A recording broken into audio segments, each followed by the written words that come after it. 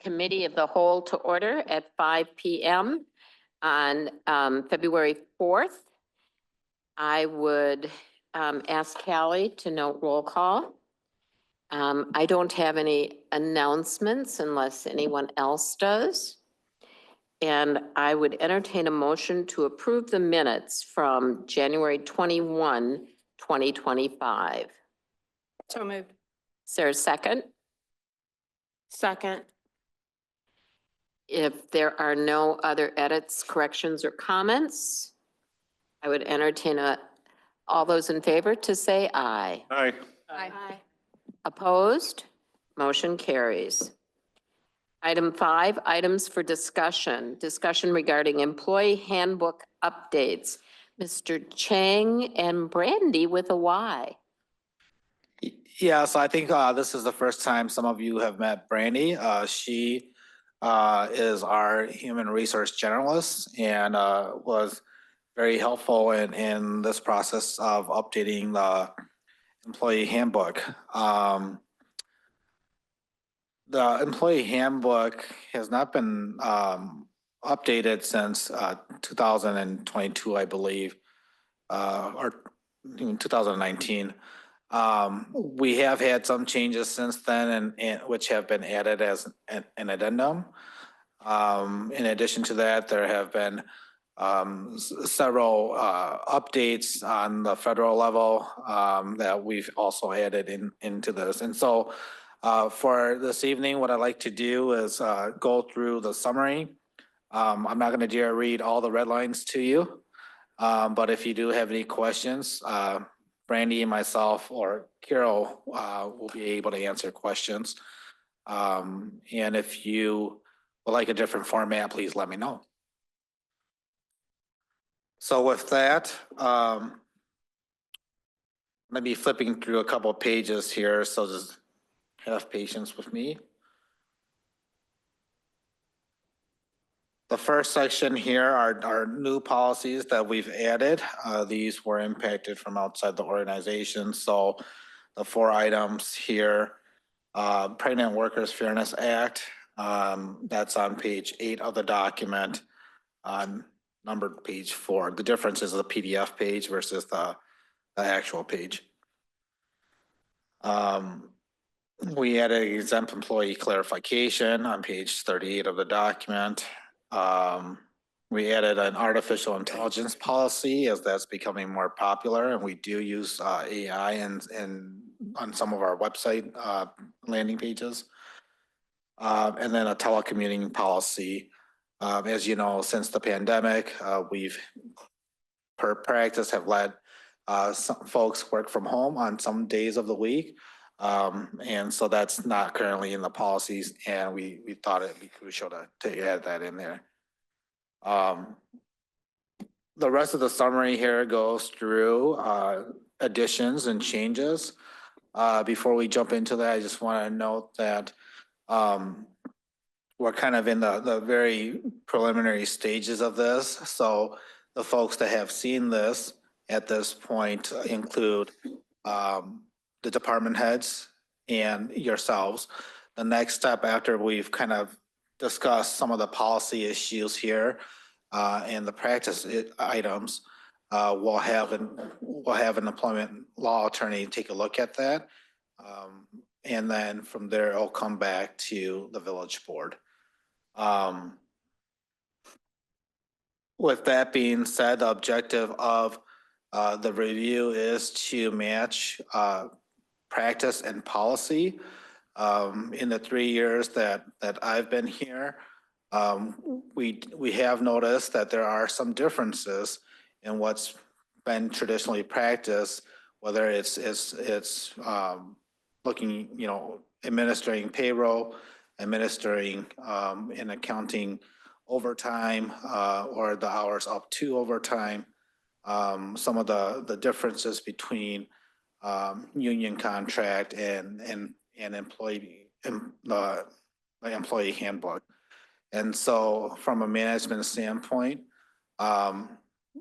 understanding generally how grievance processes go and challenges that sometimes arise in HR issues, having a up-to-date policy is important. So as we go through the document, again, I'll simply state, what areas were changed, and feel free to stop me at that point. We'll keep on track, and hopefully we can get through the document. So the first section that comes up, and this would be at the very beginning of the handbook. Oh, I just want to make note that the table of contents is not updated yet. We usually update that at the very end, just so that we're not having to consistently update that. So that will be updated. So equal employment opportunity, we strengthen the language in that. That's on page 6 of the document. We also strengthen the language on ADA, providing more information about ADA and reasonable accommodations. On page 7, on page 9, we updated language on the Code of Ethics. If you remember, I believe in 2022, we updated that ordinance. And then we adjusted classifications on page 13 to align with benefit offerings available at the level of hours and statuses. And I can jump to any of these if you'd like to see them. Any specific ones that people are interested in? I apologize. It's going to be one of those work sessions that we're going to walk through a document here.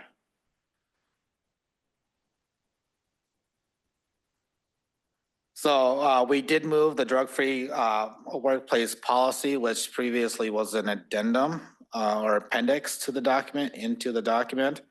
This made it an easier read. And as we transition from a more kind of paper type booklet here to a more electronic format, it'd be easier to get through the documents instead of flipping back and forth. We also made an adjustment in the drug testing period for some consistency. In one section of the drug testing policy, drug-free workplace policy had 24 hours, another had 36 hours. And so we felt that would be proper to make that consistent. We further defined hiring relatives. We added a domestic partner as being eligible for employment if relationship is supervisory or subordinate of candidate and current employee. So we added that to the definition. There's provisions in there that prohibit the direct hiring and nepotism. And so, go ahead. Yep. And so just in the world that we live today, that domestic partner was not in the policy. And so we're suggesting that we add that. Go ahead. Under B for employment classifications, what was your rationale for full-time dropping from 40 to 30? Benefits get offered to employees who work 30 hours or more consistently in a week. Yes, so what was the rationale for that? I guess you'd have to pull it up so I can see, like, did it go from 40 to 30? Yes, it did. So on page 9, category B, where it says employment classifications, under regular full-time employees, it says these employees work a minimum of 30 hours a week weekly and maintain continuous employment status. 40 is crossed off and it says 30. So I was just wondering if I'm looking at the right one. Sure, because benefits get offered at 30 hours a week. So it's no longer, it doesn't have to be 40 anymore to be a full-time employee. Right. So what was the rationale for going from 40 to 30? Like, why did you make the change, or what was the reasoning? So it's to align with the benefits, right? So under the current WRS requirements, state requirements, That minimum requirement is 30 to qualify as a full-time employee. Okay, so according to WRS state requirements? Because I know every organization can do it differently. Some it's 32, some it's 35. So I was wondering why we were all the way down to 30. Yeah, again, that's to qualify for those full-time benefits. Okay, Some are 20 now. that's why I was asking. Yeah, no, that's. Sure, and our that's fair. courts, our health insurance also is 30 hours. Okay. Does that answer your question?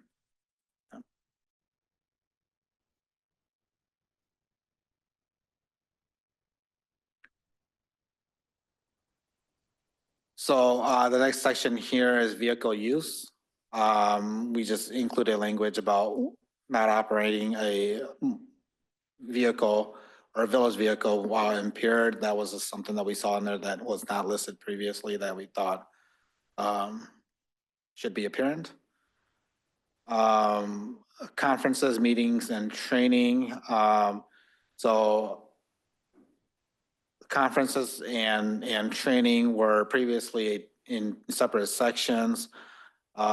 We combined them with the travel expense reimbursement policy on page 41 of the document and provided more clarification as to how to handle that.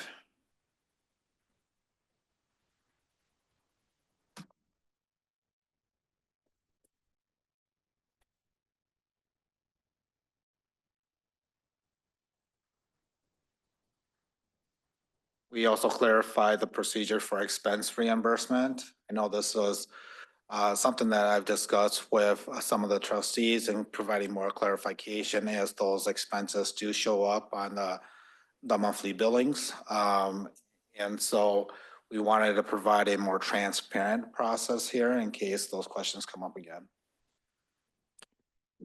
Questions at this point? Go ahead.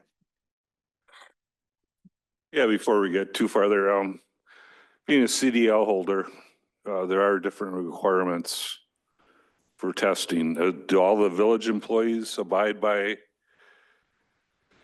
this marijuana policy? Because a CDL driver, all the different companies I worked for, if you tested positive, you were either shown the door or different companies, you were allowed to go into rehab.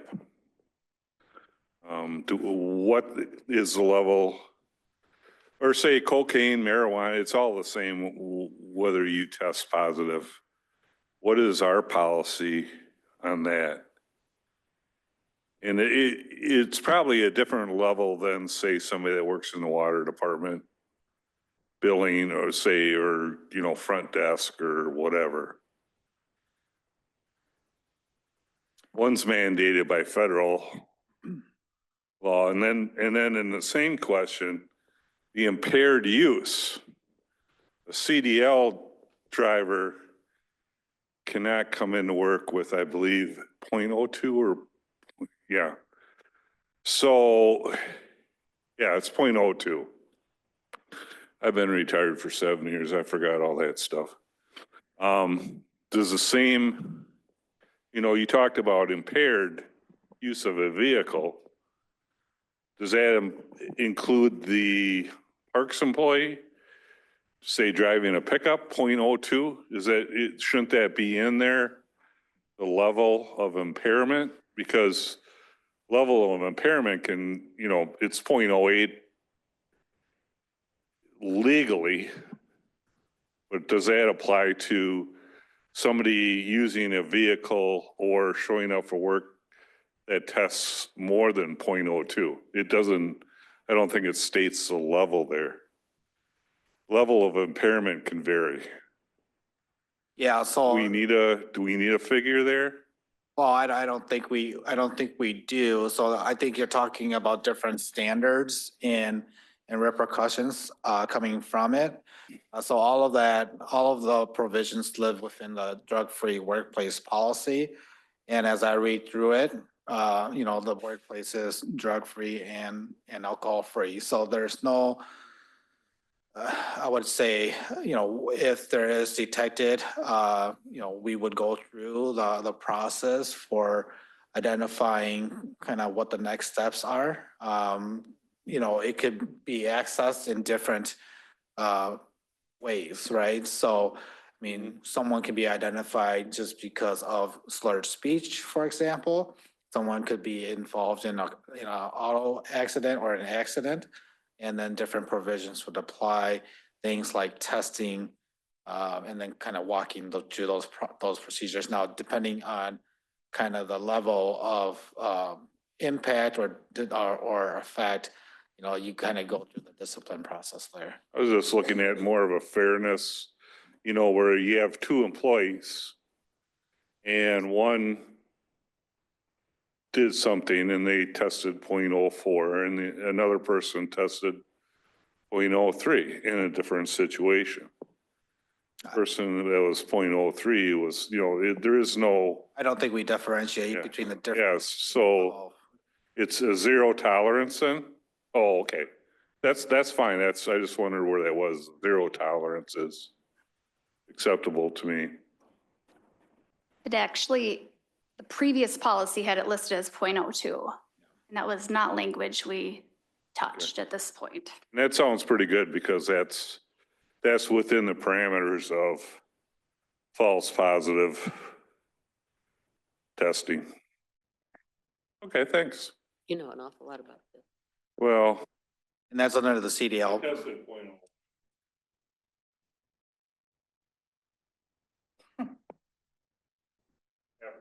So you're talking particularly in regards to CDL licensing, or Well, excuse me, are you talking particularly in regards to CDL and CDLs and regular workers, because there really is a different expectations for the CDL drivers.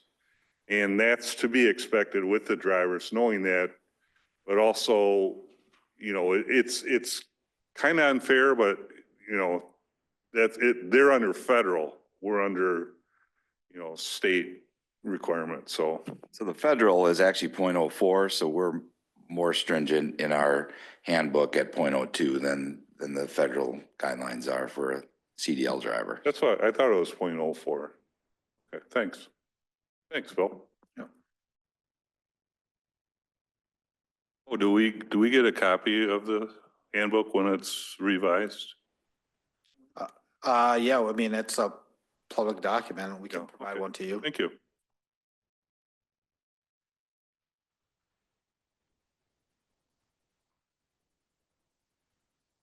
All right. All right, so it's kind of jumping it back into the summary, we, for work schedules, we clarified break expectations. These are kind of, your 15-minute breaks, when they can be taken, when they should be taken. I think one of the bigger changes here were in regards to overtime and how we account for overtime, or account towards the 40 hours in a week, getting to overtime. If you read through it, pages 33 and 36 of the document talks about overtime, and then also talks about call-in time, and premium time or premium pay. So there's different, I want to say, groups here that we're talking about. One is for public services, and that is because of the work demands that are needed for that, in that role, primarily working on an on-call schedule, working on a call-in for emergency or mandatory overtime, et cetera, and how keeping those employees in and around the area and not drinking alcohol is important to the village and the village operations. So I can pause there for any questions that we may have. But essentially, as we look at accounting time for public service workers, and my understanding is this has been done in practice, is that their hours will be counted in pay status. So PTO, except for compensation time, will be counted allowed to be accounted in that, in those 40 hours leading up to the overtime. Whereas the rest of the staff is counted at actual time. That's the big difference. Now, as a compromise to that, we did look at taking away or removing the premium time for call-in. And that's to balance the work week. And so what we were finding is that, if someone worked at or was on call-in and got called in at the very beginning of the week, that was stacking up against their PTO during the day. And then we would run into kind of larger overtime payments towards the end of the week. It does go down a pretty big rabbit hole as far as the details. But Randy's here, Carol from the payroll side can help explain the difficulties between what's currently policy versus practice versus how to implement it through payroll, et cetera. Colleen has a question, and Carol, do you have something you want to share? I'm sorry, but I'm lost. All right, Colleen and then Tashidra. What's this PTO business? Before Yeah, time off, that's comp time. well, in the village here, we have sick time, vacation, holiday, and comp time. So pursuant to the handbook that we have now, which is silent on the counting of hours within the 40-hour work week before you get to overtime.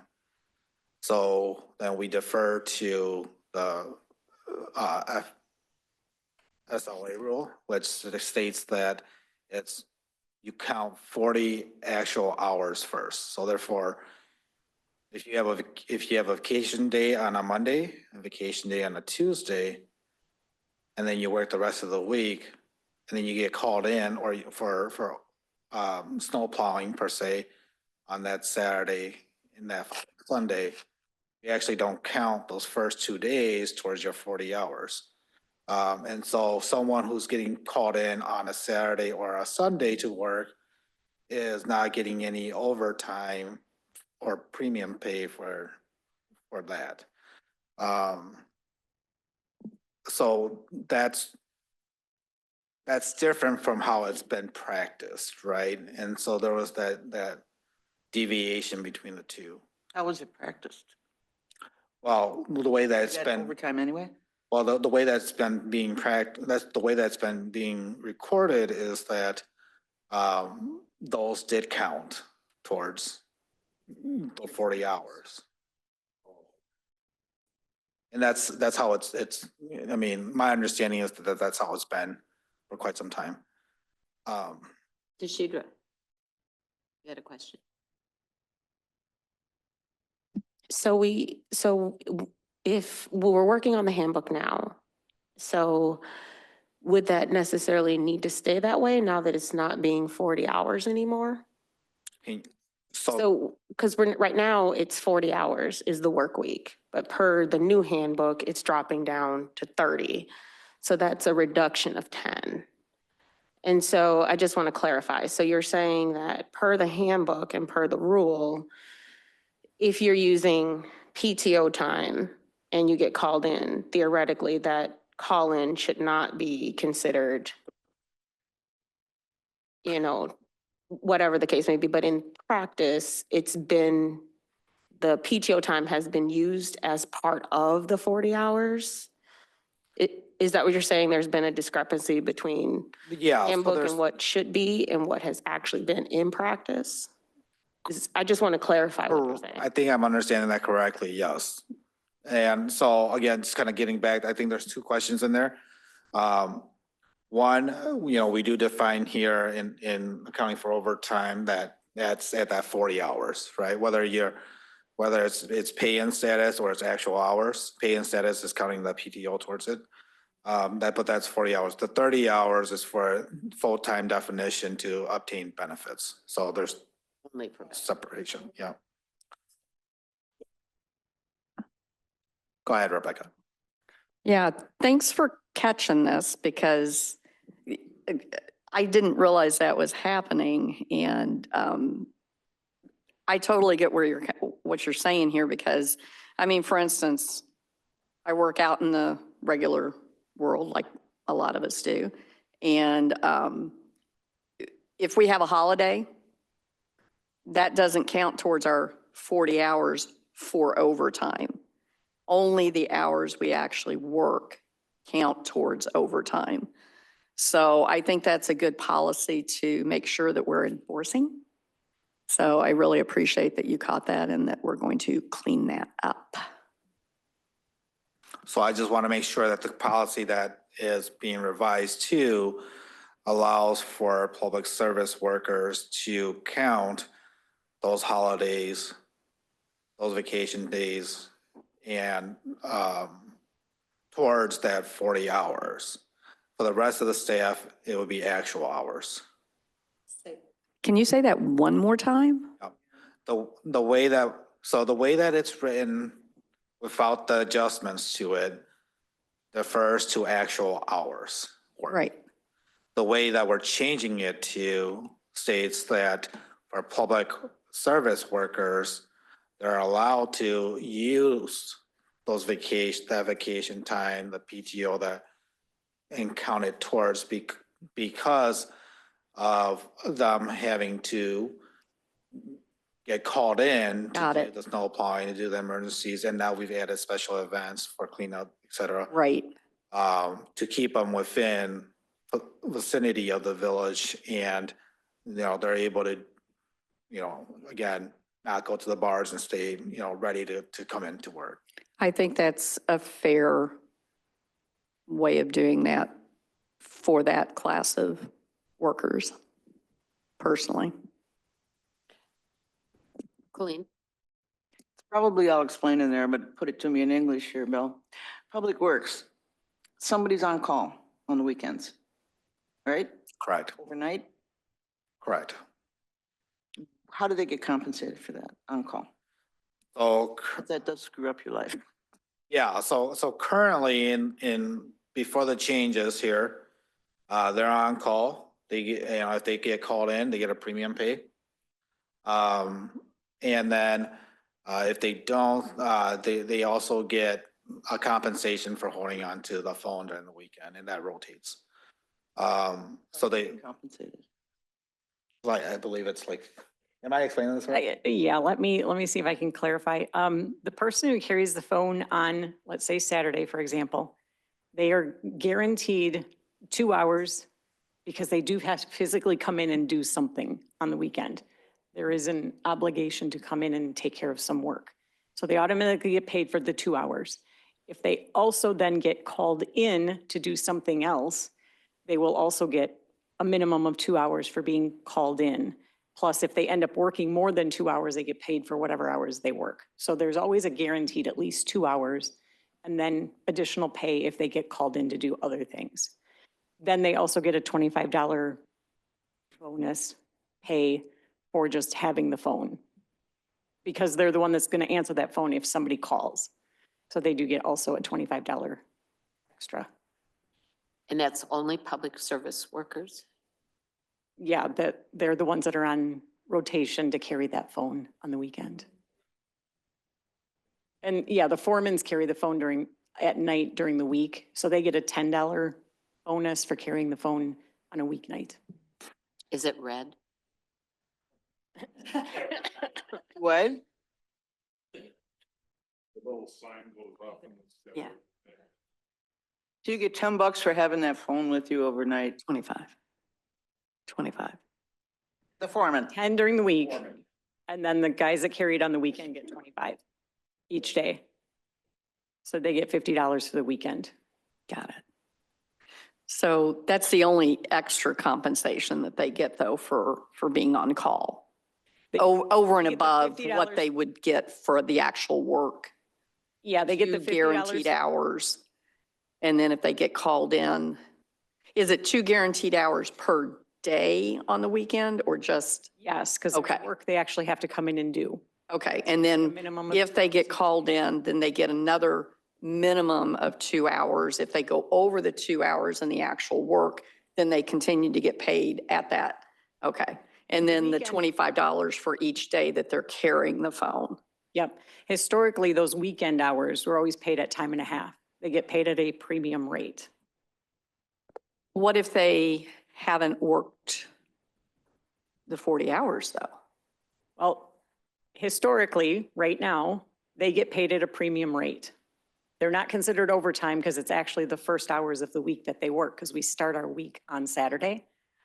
Oh. So it's their first hours of the week. It's not overtime, but they get paid at a premium rate. Got it. Thank you for that Historically. clarification. It makes much more sense now. Time and a half. Okay, any other questions before? So under the proposal, we're proposing to move away from that premium pay for call-in, still have that call-in schedule. But as we're adding the PTO and accounting for that as part of the 40 hours, what we're identifying here is that those hours will add up to 40 hours quicker towards the end of the week. And time and a half is time and a half, so the premium pay goes away. It keeps accounting easier. Say that again, I didn't. So what we're doing here as part of the proposal to count the pay and status, so your PTO as part of the 40 hours, is that we're also proposing to remove premium pay for those call-ins. So the call-in hours will count as regular hours as part of the getting to the 40. Okay, And so the idea is that you'd get to the 40 sooner and get them back to that premium. So this is a way to balance shifting from actual hours to pay and status for public service workers. Rebecca? So with that said, are we going to, or are we going to be, since we're taking away the premium pay on those weekend on calls, are we still going to allow them to work overtime during that week? Or is there going to be a mechanism to reduce as much overtime as we can? Does that make sense? Yeah, so that was also an item that we are concerned about. And so we reinforced the overtime language within the handbook. We've identified or categorized, in the previous handbook, it wasn't as defined, but, pretty much there's 3 types of overtime here that we're saying, there's general overtime. These are, in the cases that, works needs to get done, but is optional, and is at the call and discretion of the supervisor or the department head. There's mandatory overtime. These are your water main breaks, your snow plowing, there's the cleanup after special events, and then obviously emergency overtime. And so the department head has discretion as to which of these categories fall, and so again, we do have in here that, hey, it's overtime, should be held to the minimum as much as possible. And, that's going to be a part of emphasis moving forward. And so if we start to see that, this is being used loosely, we'd be able to address it through coaching and management. And the way that we pay attention to that is looking at the budgetary overtime hours. And that was actually what I was getting ready to ask about. So when the department heads are creating especially the public works, when you're doing your budgeting each year, I'm assuming you're calculating kind of what the average might be, what you would anticipate those types of overtime hours to be, so that you can be prepared for that, so that we don't end up having too much overtime that we weren't prepared for. Does that make sense? I hope that made sense. I can say in the past, when we've gotten to a point where there was too much overtime and we were getting close, this is before I was, but we would send, then there was times that you would say, hey, you can't, we're not letting you work a full 40 this week because we're too close, right? We need to cut back on those things. So it is something that we'll manage, right? The person that is on call on the weekend, we're going to let them get that overtime on Friday. I mean, if they're working only 4 hours, right? They're doing their 2 hours each day or whatever that number is. They'll get that overtime because that's how they get. Otherwise, we're going to have nobody wants to work a weekend, right? Because I mean, we can make it, it's part of their duty, but we're asking them to give up a lot for one weekend, Exactly. you know, so that's where, but the rest of that overtime, it really comes on snow events. We haven't had many this year. We seem to be getting less and less. Right? Well, we could use some, but anyways, but not that much. So we're on track. Hard to predict overtime when you're dealing with water main breaks, flooding, snowstorms. Right. And on the reverse side of that coin, just to save overtime, we're not going to, for instance, in a snowstorm, say, well, instead of 3 plow drivers, let's just use 2. Well, we have standards that we want to maintain, right? That we have to keep roads open and things. So we will not compromise in situations that are what we would consider emergency, right? Acts of God, severe snowstorms, that kind of stuff. We will be working where we have to work. And then, but if we get to that point, that's when later on we might have to say, all right, we can't, the next week we may have to cut some hours back just to stay within that salary range. Not salary, but pay range through the whole year, right? So we don't want to get to that point. We want to be able to balance it the best we can, but sewer main backups happen, water main breaks, all that kind of stuff that we have to juggle. You're a pretty unpredictable business. Yep. Thank you. Okay, other questions? All right, do you have, Yeah, we have a couple more here.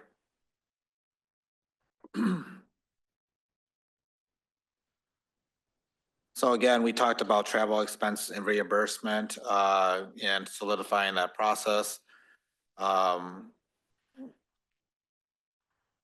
FMLA or family and medical leave, that was also an appendix, and so we added that into the body of the handbook.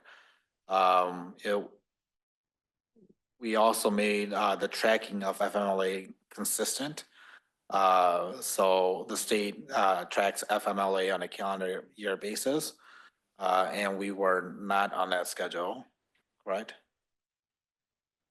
With the state, we were following the calendar year, but the federal, we were doing rotating. And for tracking purposes, it made more sense to track both federal and state leave, the same tracking mechanism. And then FMLA also identified key employees, and we just added a definition to that in the policy. I believe what we have in there is the top, is it 10%? Let me get to that page here. 46.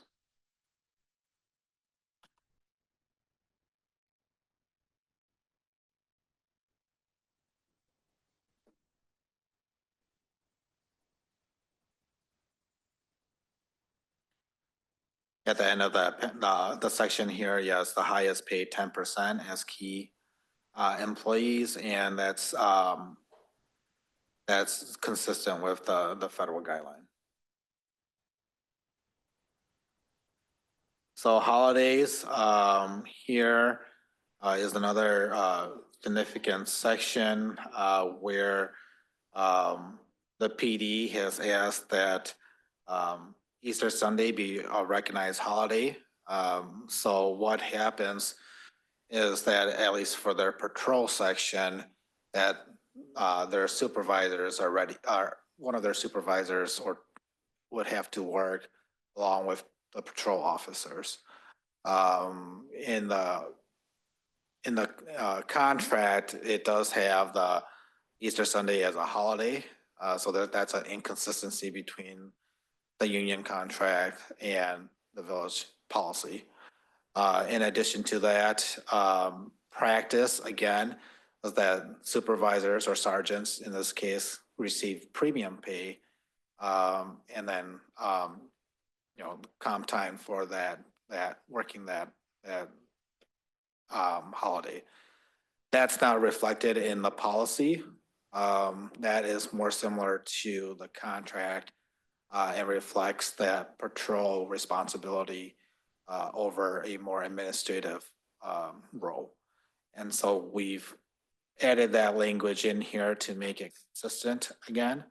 And then we further define that, or add verbiage that to be eligible for that paid holiday, you must be in pay status the day before and the day after that holiday, so that it discourages folks from taking consecutive days off. Any questions on that one? Any questions? So again, for funeral funeral leave here, we included domestic partner. We don't have voluntary benefit program through AFLEC anymore. We strengthened the policy on sexual and other unlawful harassment, discrimination, and retaliation by including definitions, clarifications, and strengthening the complaint procedure. The internet and electronics communications policy was a separate appendix. We added that back. We added that into the body of the handbook. For separation, we included that holiday and paid time off not count towards the 10-day resignation notice and eligibility of rehire and good standing. So that helps us when someone is leaving to keep them from taking those days, immediately after that or up till that last day. Grievance procedure, we moved that into the body of the document. That was an appendix previously. And then we cleaned up spelling, spacing, job description, or job titles within the handbook, referring to the human resource generalist or the human resource department, and be a little bit more flexible so that we don't have to change that all the time. So I know that's a lot of information. Again, the next step here is to have it go for legal review. So some of this may change pending that. You'll have another opportunity to read through the red line. And it's our hope, because this is having to do with personnel, to get it back on the agenda as soon as we can. Thank you. Rebecca?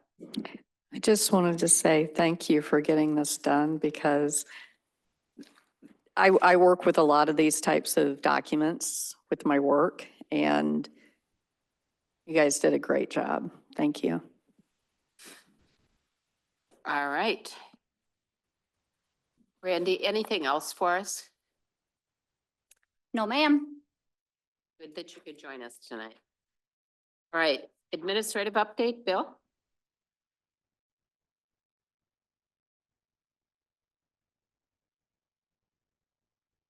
We are definitely busy. So I just want to report that in regards to the university program, we have a handful, about 9 of them that are starting this semester. They cover marketing for Dragon Arts Fair. There's a neighborhood design for north of V and to the east of the interstate.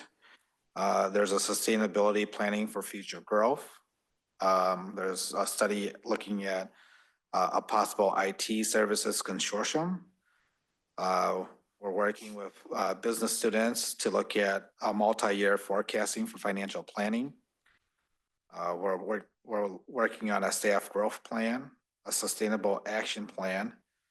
There's going to be a group that's going to be looking at our technology needs and systems efficiency.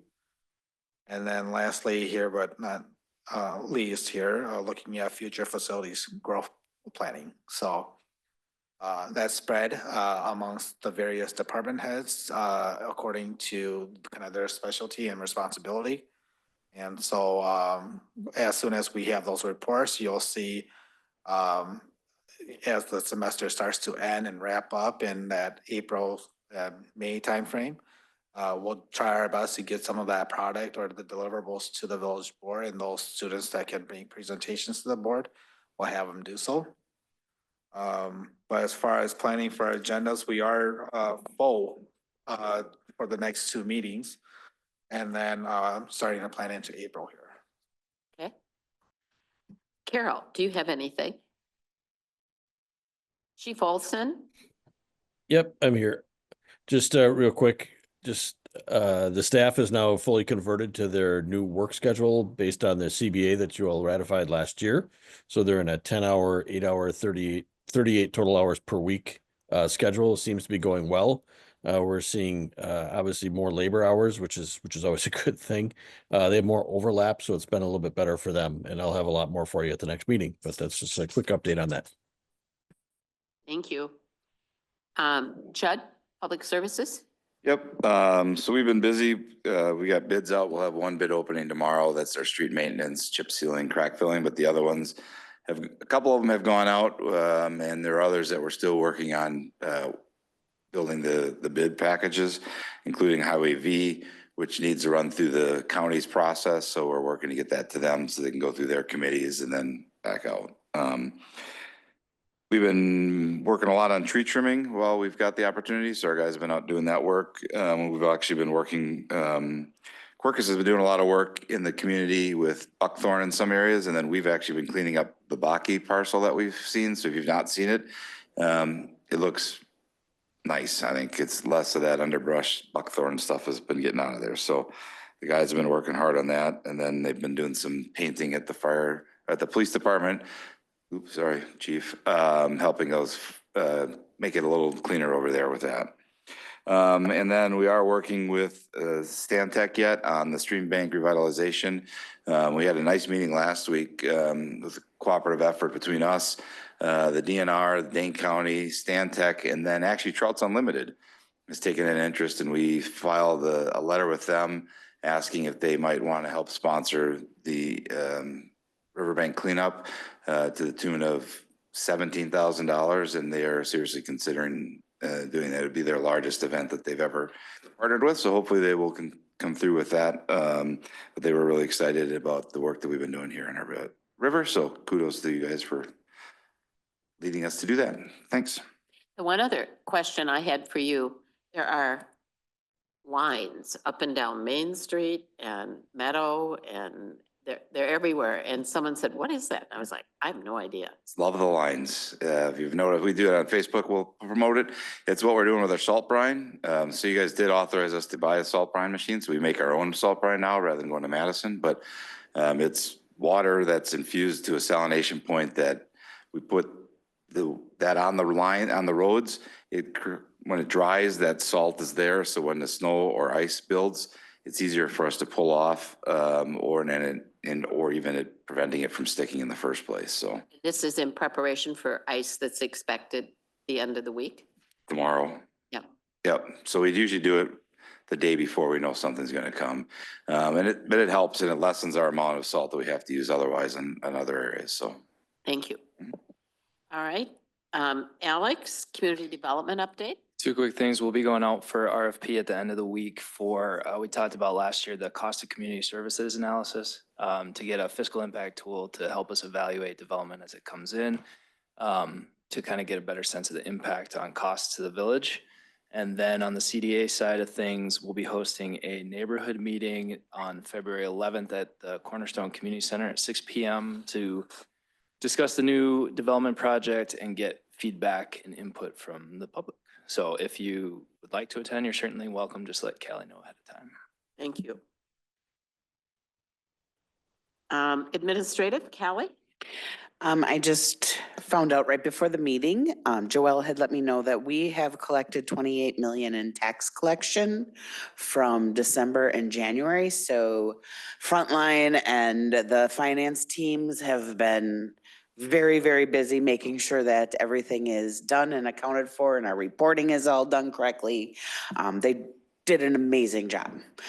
And there is an election 2 weeks from today. So far to date, we have sent out 430 absentees and we have received 35 back. We're not expecting a very high turnout for this election. There's only one race on the ballot. So Okay, that's all I got. thank you. And Reese is not here tonight. So do you have anything for her?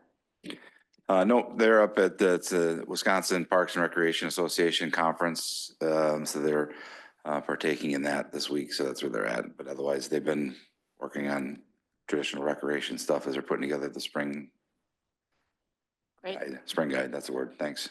okay. All right, thank you. We don't have a closed session, so there's no action. So unless there's any other business to come before this body, I would entertain a motion to adjourn the. Motion to adjourn? Second. You have a motion and a second. Is all those in favor signify by saying aye. Aye. Opposed? Motion carries. We will reconvene in 9 minutes.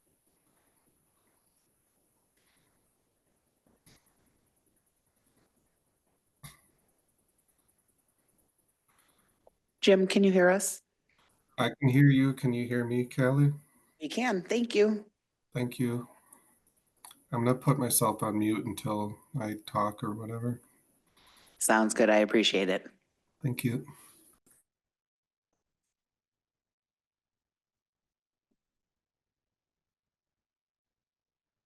Interesting.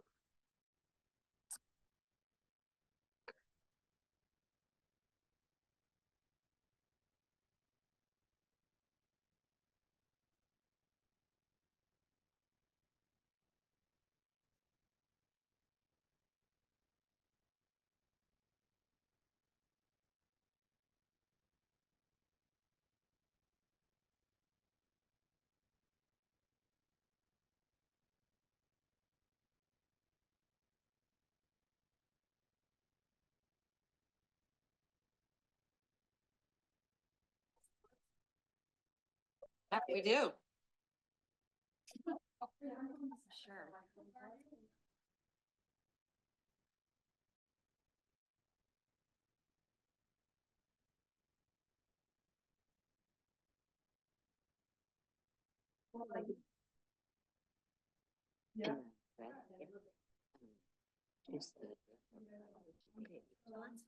It looks different than the last time. It looks different.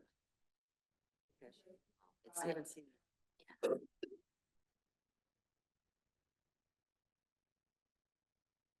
Yeah, haven't been all out.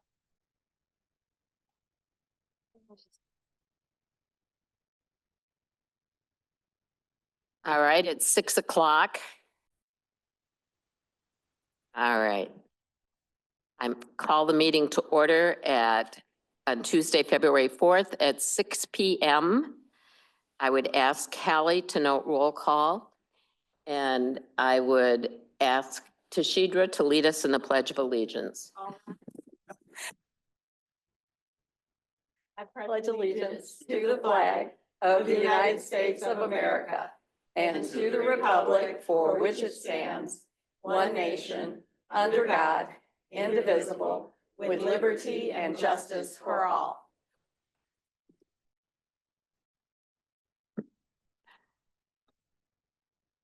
All right, announcements. The village board will convene into closed session pursuant to section 19.85 1E of the Wisconsin statutes for purposes of deliberating or negotiating other specified public business whenever competitive or bargaining reasons require a closed session.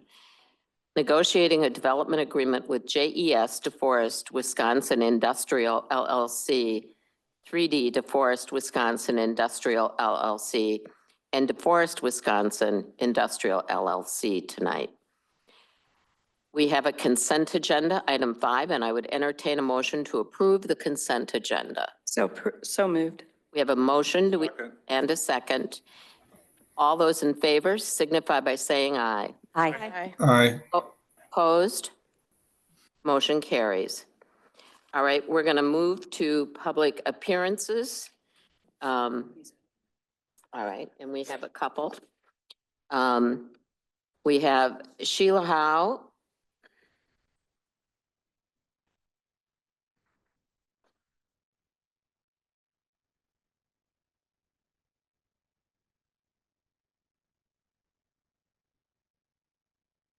Sheila Howe, 324 Market Street, DeForest.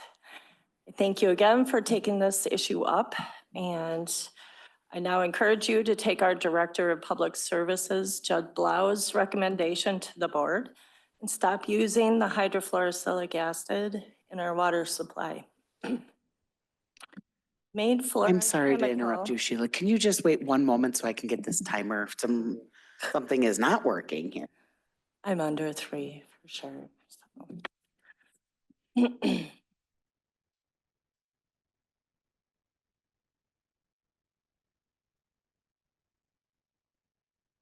Okay, I'm sorry. Keep going. So I encourage you to take Judd Blau's recommendation, and it was to remove it immediately until more testing comes out. The main fluoride or chemical added to our water today is hydrofluorosilicic acid, an industrial byproduct from the phosphates fertilizer industry. If you vote to take out this chemical, we will still have natural fluoride in our water. Studies have shown that too much fluoride for young children and pregnant women can be dangerous. With hydrofluorosilicic acid in our water, we have no way of knowing how much fluoride we use every day between the different products and foods that contain it. We deserve to know. We deserve a choice. Potentially causing harm to our most vulnerable populations is very risky. If the science changes in the future, you can always put it back in. If you vote to leave it in and it does damage, there's no way to reverse the damage. Thank you. Brenda Stoudemeyer.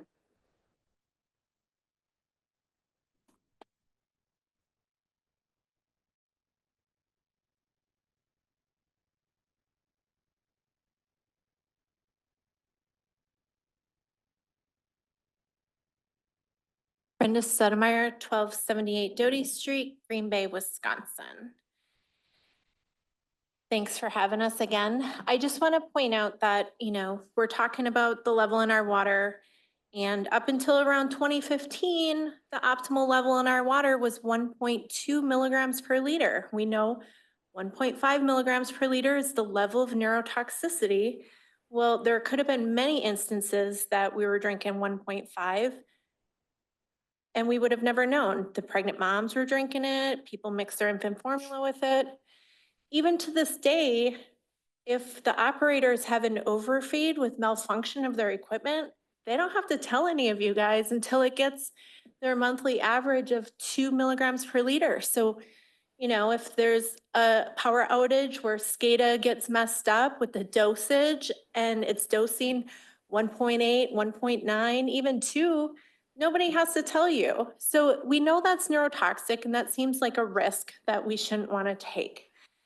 So today I went to Walmart, I went to Walgreens, I went to 2 grocery stores looking for fluoridated nursery water.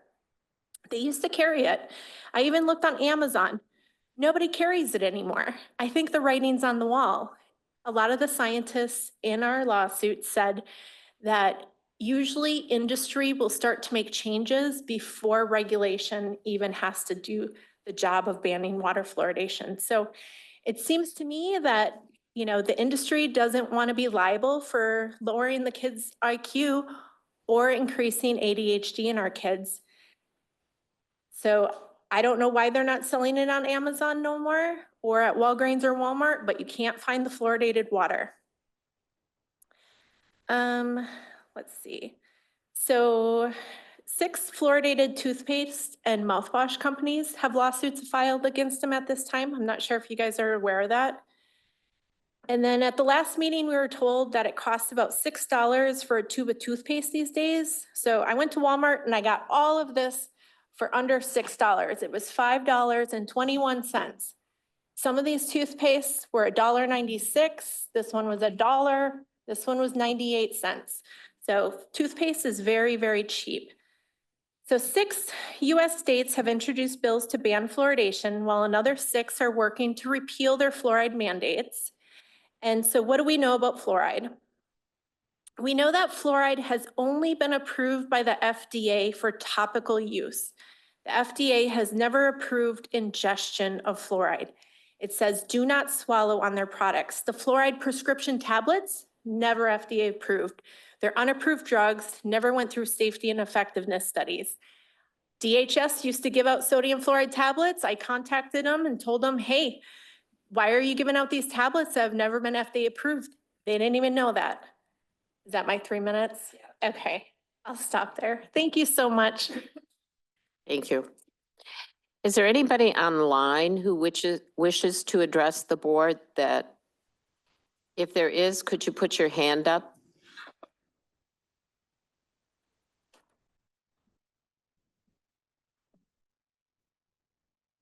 Jim wants to put up 2 hands. Yeah.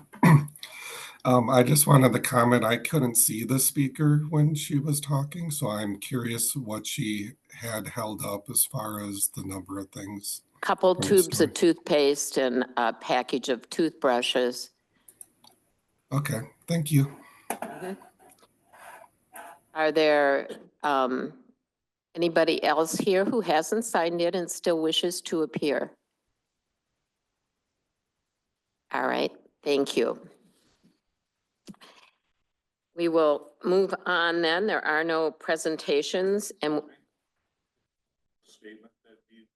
Excuse me, wasn't there a statement that wanted to be read? No, she Oh, told me she didn't need it read. Go ahead. all right. Moving forward, item 8.1, discussion and possible action regarding resolution 2025-001, a resolution discontinuing the addition of fluoride into the water in the Village of DeForest water utility. Before we vote on this matter, I want to make it very clear that if you vote yes, you're voting to discontinue the use. If you vote no, you're voting to continue utilization of fluoride. It's written in the negative. Robert Rules doesn't like that, but that's how it's written. So make sure when you vote, you understand what we're saying. Additionally, before we vote, I want to thank people who showed up for the public listening session on Thursday night. We had a very good turnout for the public listening session. We've heard from lots of residents since that point. And I have appreciated hearing from our residents and the DeForest Area School District parents who have children in our schools.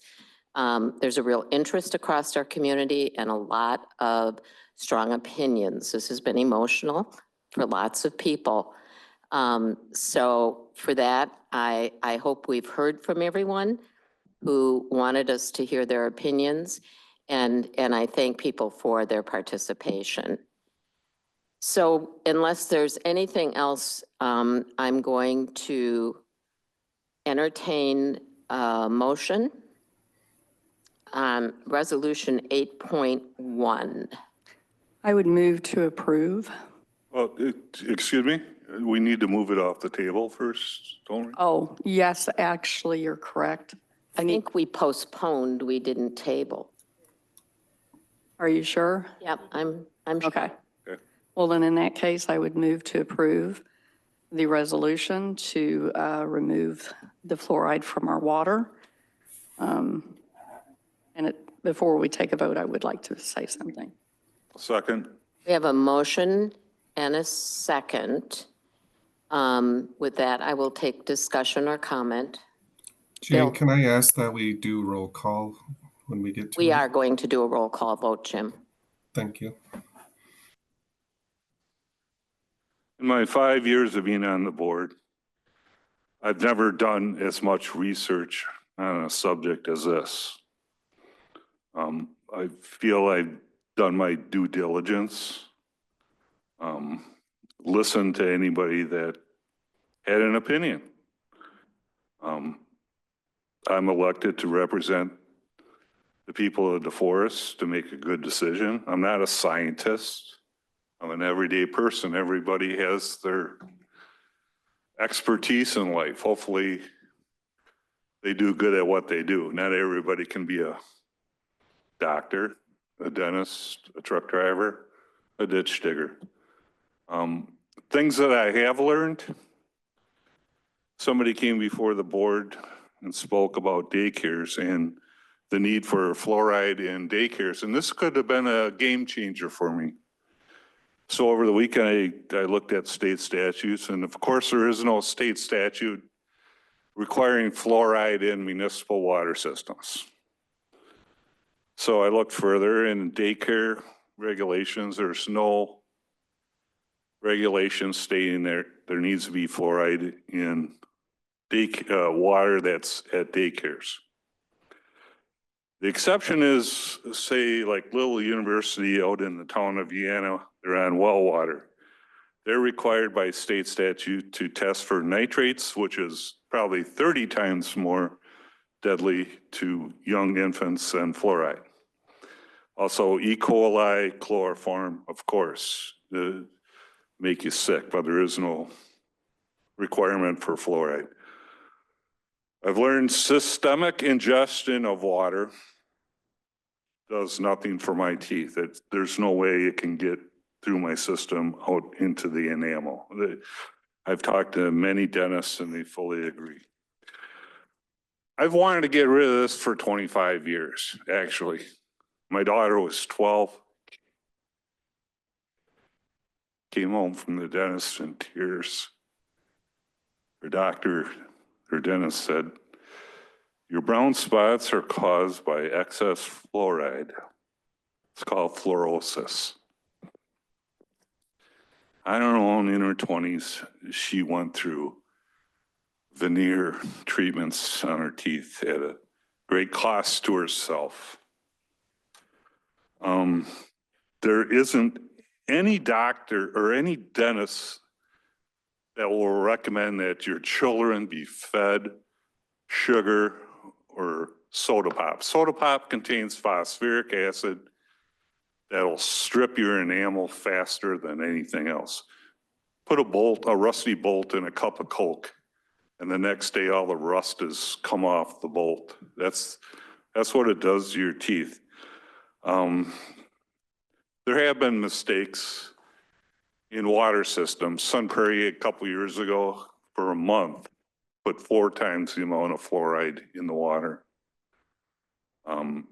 Mistakes happen, you know, it's probably 12 a year across the United States.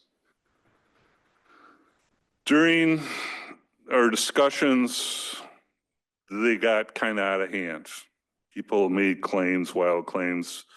People were fighting with each other. One thing I learned is I saw one of the comments in Engage DeForest from a Dr. Krentis, Doctor of Dental DDS. Dr. Krentis, this is how crazy it is. Dr. Krentis is in The Office TV show, season 3, episode 3, as a fictional dentist. I mean, if people can't come forward with their own name and people have come forward with their real name in person. And this is America. You have that right to come and address us with your concern, real concern. If this doesn't pass, I want our Public Services Department to provide the PPE to our employees so that they do not have to worry about getting killed by what has happened with our department. It's like mixing chlorine and ammonia. The fumes with fluoric acid and chlorine. I want them to build the extra building on well 6. I want them to build the partition in their other well that's not in compliance. I want to invest in our safety equipment. That's going to come at a price. And I also did my homework. I went to, as Miss Brenda did, went to the Pick and Save yesterday, and 4-ounce toothpaste is on sale for 99 cents. So go and get it. That's dirt cheap. Thank you. Thank you, Bill. Rebecca? Thanks. As an elected official, I take concerns about the public safety very seriously. When a potential health risk is brought to my attention, I see it as my responsibility to examine the facts and act accordingly to minimize or eliminate the harm to our community. For those who know me, my position on this issue is clear. I support removing fluoride from our water. My stance is based on research, public health considerations, and my firm belief in medical autonomy. Like many, I once accepted fluoridation as a standard practice. However, as this issue came before the village board, I took a deeper dive into the scientific literature, particularly emerging research from the past decade. What I found was pretty concerning. First, I learned that no long-term safety studies were ever conducted prior to the widespread introduction of water fluoridation in the U.S. in the 1940s, and that the practice was initiated based solely on observational studies that suggested fluoride could reduce dental cavities. I also reviewed the growing body of peer-reviewed studies that have revealed significant neurological risks, especially for our young children, associated with fluoridated water. While there are other health risks from water fluoridation, the brain health of our most vulnerable children is what concerns me the most. Science is not static. It evolves with new discoveries. Dismissing updated research simply because it challenges the longstanding consensus does a disservice to public health. Unfortunately, powerful lobbying groups with financial conflicts of interest have attempted to discredit this new evidence, labeling those who question the practice of fluoridation as conspiracy theorists. Change, even for the better, can be unsettling. I understand why some residents may feel hesitant, having grown up with fluoridation in their water for over 80 years, while being told it's safe and effective. Where have we heard that one before? But history reminds us that expert consensus has often been wrong. Consider these past examples. Smoking, once endorsed as healthy, later proven to cause cancer and respiratory disease. I know, I suffer from the effects of it. Trans fats, FDA approved for decades, now banned due to the heart disease risk. Lead paint and mercury fillings, once deemed safe, later linked to brain and neurological damage. DDT, thalidomide, and asbestos, initially accepted, now recognized as serious health hazards. Similarly, we now have substantial evidence showing fluoride's harmful effects, particularly on the brain development of unborn babies and young children. In response, courts have acknowledged these dangers, and governments worldwide are reevaluating and even banning water fluoridation. Beyond public health concerns, we must also consider the risks to our village staff. The chemicals used for fluoridation, hydrofluorosilicic, and I cannot pronounce that word, acid, is highly toxic and corrosive. It's not just fluoride, but rather it's a hazardous mix of substances. Had I known this, I would have been barking up the tree about this one a long time ago. Handling it poses serious dangers to our public works staff. One mistake could have life-altering consequences, and I, for one, am not willing to continue exposing them to these risks, especially when the risk to the general public appears to far outweigh very limited and possibly questionable benefits. While I recognize that some residents may have emotional attachments to water fluoridation, my duty is to make decisions based on facts, not feelings. This debate is far from over and more research is needed. But until that science is completely settled, I will err on the side of caution, prioritizing the health and safety of our community above all else while respecting each person's medical autonomy. And one last thing, if this passes and we do take this out, I hope that we have a discussion about what's the alternative for people in our village. That's it. Jan? First, I want to thank everyone for providing all the input on this topic. I have learned a lot. And I can see the scientific values, the pros and the cons on each side. So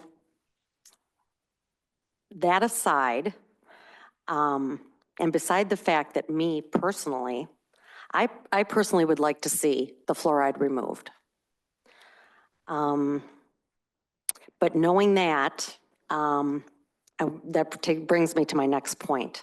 And my next point is, I ran as a write-in on this board 2 years ago.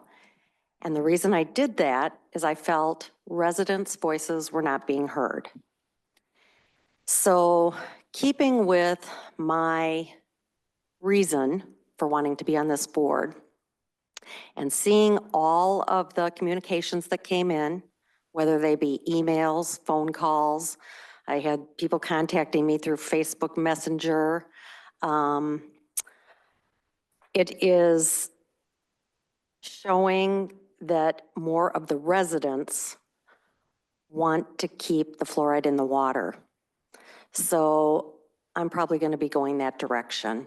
And I just want you to know this has been a very difficult vote for me. And like I said, I personally would like to have fluoride removed. But I feel that more residents, and it's a larger portion, it's not close, have said that they want to keep the water in. I also, when I was having my nomination papers signed, I was asking everyone who signed my nomination papers. And in that group, I think I only turned in about 50 signatures. I only had a couple people asking to take it out. So this has been a highly charged topic. It's not the first village topic like this. It's not going to be the last. I hope we can come together as a community and treat each other better. There are some things that I do not like that I saw coming from both sides. And I just hope it gets better because we really all need to get along. So that's all I've got to say on this. Thank you. Thank you, Jan. I would like to add to that voice. I too have heard from lots and lots of residents, and I too was elected to represent the residents of DeForest. I've also heard from doctors, dentists, the American Dental Association, the American Medical Association, and in all of those voices, I have heard that there is value to keeping fluoride in our water. Doesn't mean that we shouldn't keep studying it. It doesn't mean that we shouldn't keep looking at it. But I support and recognize that those people know more than I do. The doctors, the dentists, the dental association, et cetera. So I'm very supportive of keeping fluoride in our water. I'm also very supportive of the idea of respecting one another and people who come before this board. It's not been the case. I have seen people criticized. I've seen people charged with all sorts of things because they came forward to speak on this issue. And that's not how we're going to do business or should do business. So for that, I'm sorry that it happened, but I am hopeful that we will continue to hear from residents on many issues. And I am hopeful that we will come to a sound decision on this issue and continue to look at it. I would also ask that we recognize that we are getting or have gotten some different handling equipment, and I'm asking Greg as I'm looking at this and Judd, and I don't think our workers feel unsafe. Do you feel unsafe?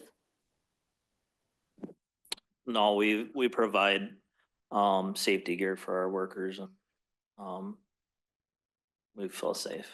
And you have applied for grants for, or looked into the Delta Dental Grant or others? We will if this passes. Yes. Okay. So I don't want people sitting out there thinking or listening to this thinking that our workers are unsafe, because that's just not the case. I see another hand, so I'll go to Jim Simpson, who's, oh, Tashidra, did you have your hand up? Oh, well, go ahead first. Jim, we'll take Tashidra first. Thank you, Jane. First, I wanted to thank all of the workers and everyone who pulled together the listening session in such a quick turnaround. I know that wasn't easy to do.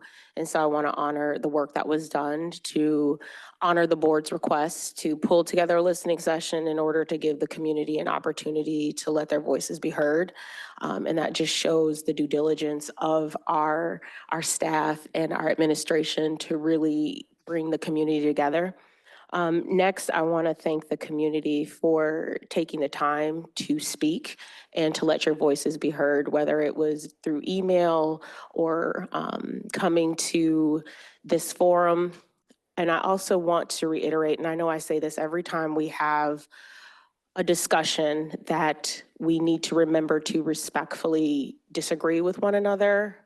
Our children are watching, and they have more than enough bad examples of how to disagree with one another. And I do hope that when we have discussions on topics where we can't agree, which is the case, we're all human, and it is impossible for us to agree on every single topic. I hope that we remember that we don't have to agree, but we should always respect one another. And it is our differences that allow us to come up with great ideas of how to move forward collectively and powerfully. And lastly, my vote is going to be based on one principle and one principle alone, and that is someone's voice and what they want and don't want. I am not going to sit on medical this or medical that. I'm not going to sit on how long I've been a nurse and how many doctors I've talked to, how many dentists I've talked to, because there is evidence on both sides.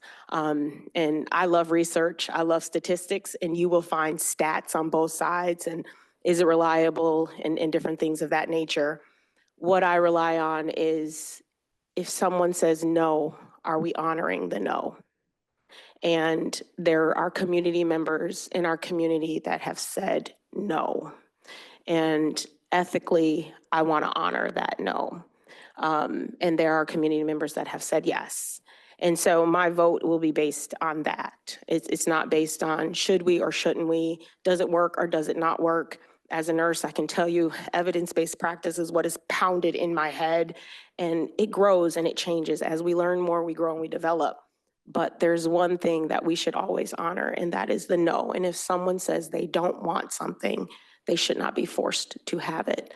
But lastly, no matter how this vote goes, whether it's yes or no, at the end of the day, I hope that when we're in the community looking at one another, we still look at each other with compassion, respect, and gentleness, because we are our community and we still need to live together, thrive together, and grow together.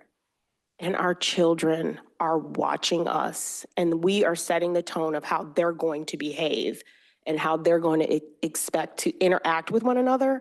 And then our teachers are going to reap the benefits of that. So keep that in mind as we grow and decide on different hard topics.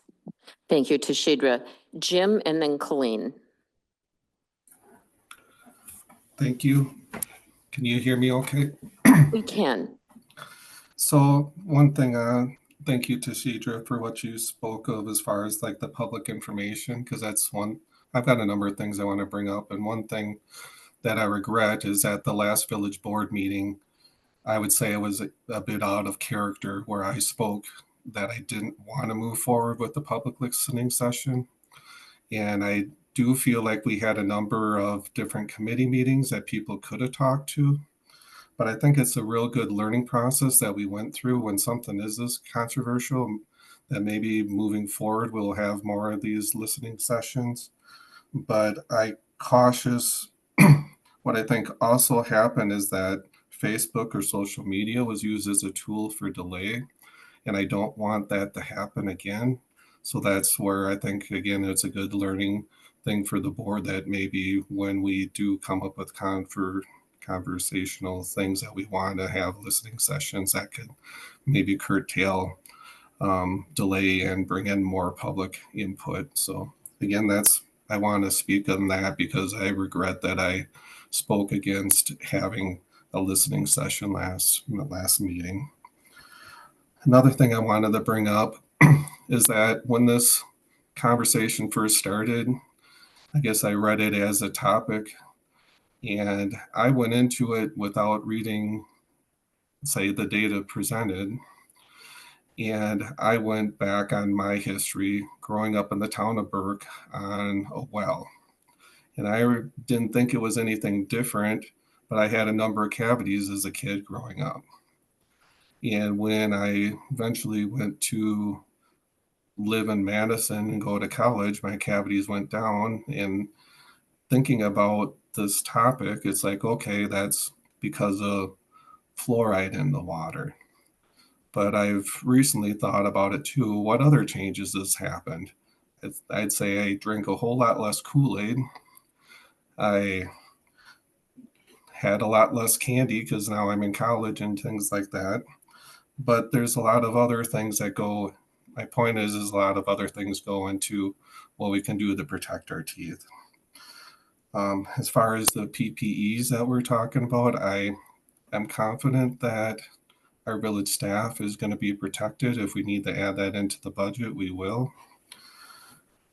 But also to talk about the budget, I look forward to getting through this discussion and actually having a vote on the topic, because if fluoride is removed, we do have a line item in our budget for the amount I'm uncertain of right now. Maybe somebody else can tell me what that is.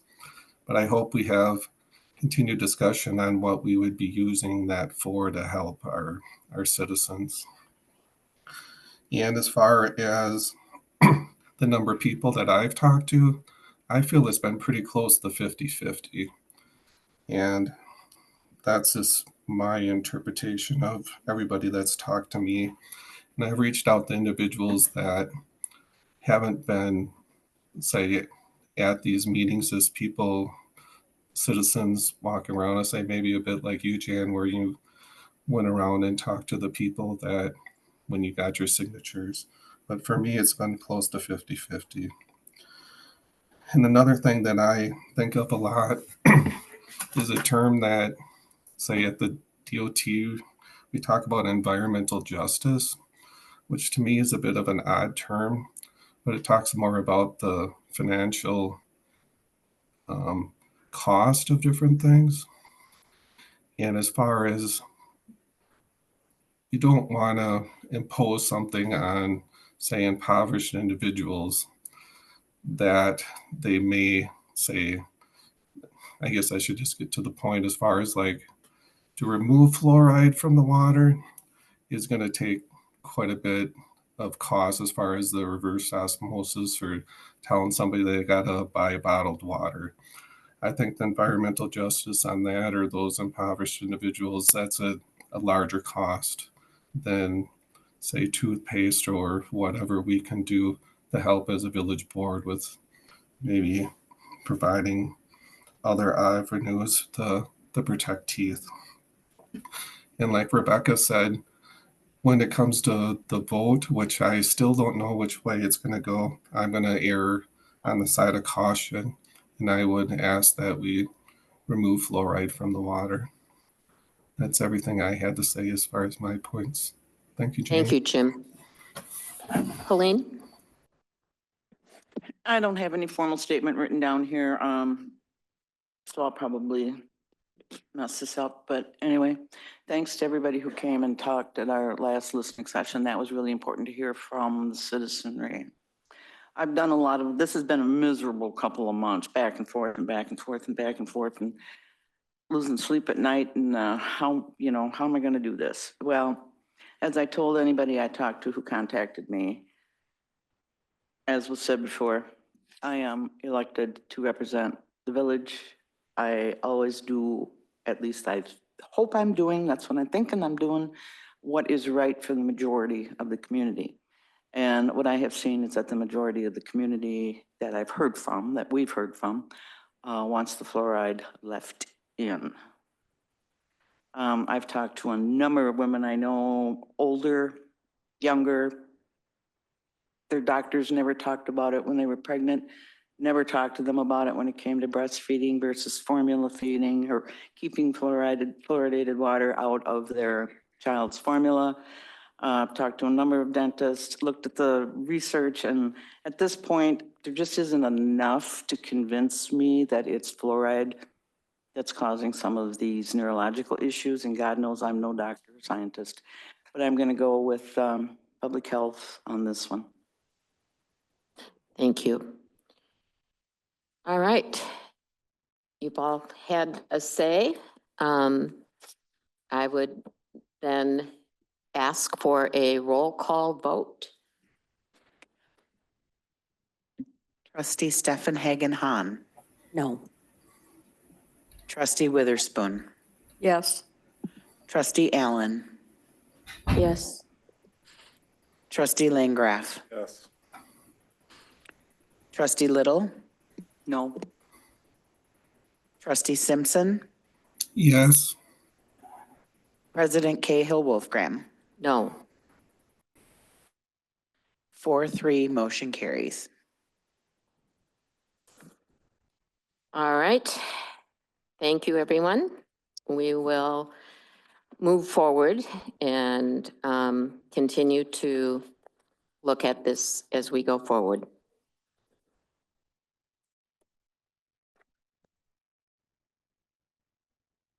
Move on to item 9, new business.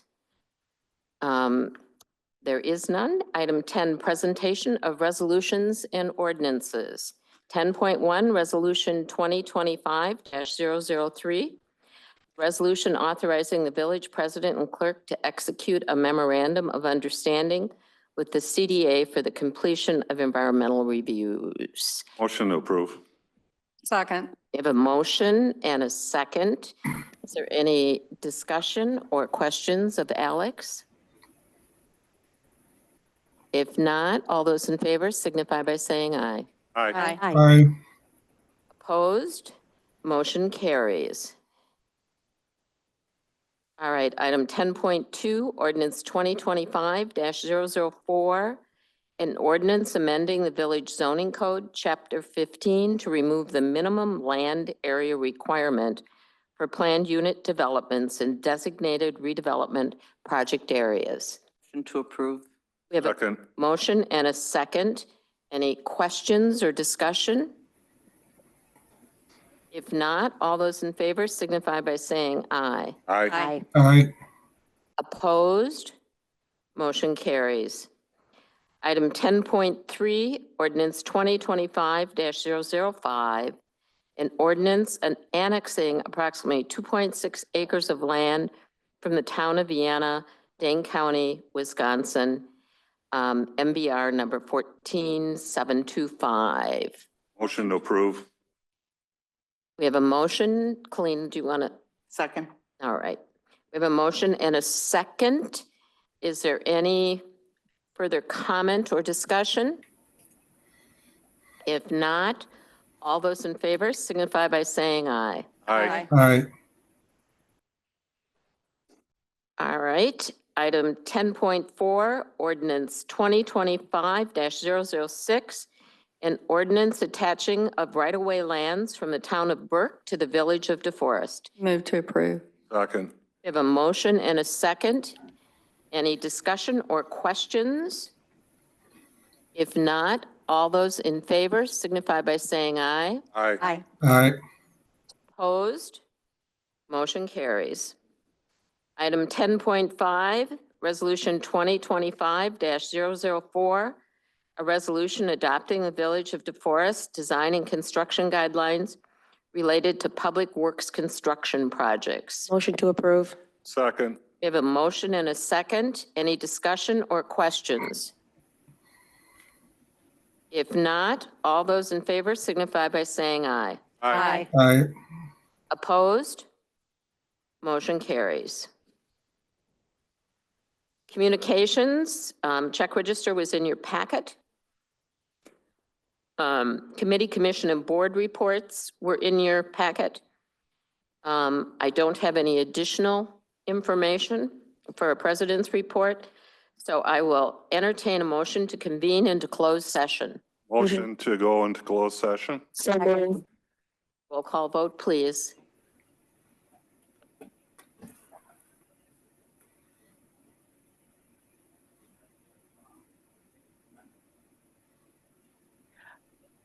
Trustee Witherspoon, Aye. trustee Allen, Aye. trustee Langraff, Aye. trustee Little, Aye. trustee Simpson, Aye. trustee Stefan Hagenhan, Aye. President Cahill Wolfgram. Aye. Motion carries 7-0. We will take 5 minutes and then we will reconvene into closed session. Thank you. And I've reset it a bunch of times. I'm going to give you this. Okay? Is that all right? I almost think that like my Adobe needs to be like, Well, but there's a free version that I'm everybody should be able to. for that. And I don't know why. Suddenly it's happening to everybody. Oh, I'm not the only one? No. Colleen, Happened to. and Colleen's didn't work today. She couldn't open the emails from Callie. I don't know if Adobe changed some settings somewhere or. Okay. What? Yeah, I was going to give you this. In fact, I need to write down my logins. I probably should keep it. All right. So, what do you need my logins for? Okay, so the iPad itself, Yeah. right? Which is, And just in case I need your login. and then. Oh, doesn't that just, that automatically comes up? That's already back in. I don't even know what it is. It'd be the same password as your. Uh, as On the- base. On base. Okay, Yeah, on base. they're all I the have same. that. I know that. Whoops. On base is.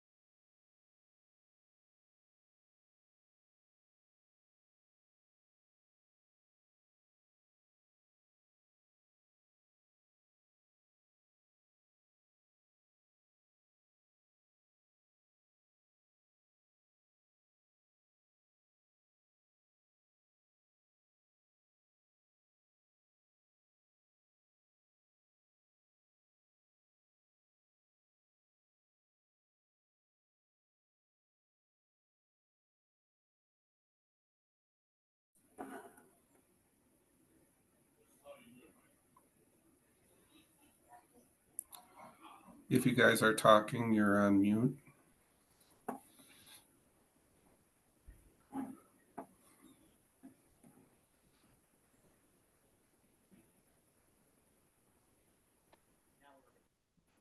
Okay.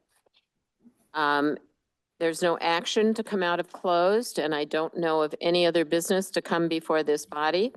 So I would entertain a motion to adjourn. Motion to adjourn. Second. A motion and a second. All those in favor signify by saying aye. Aye. Aye. Opposed? Motion carries. We're adjourned at 7:08 PM. Thank you, guys. Thank you, Jim. Have fun up there. Thank you.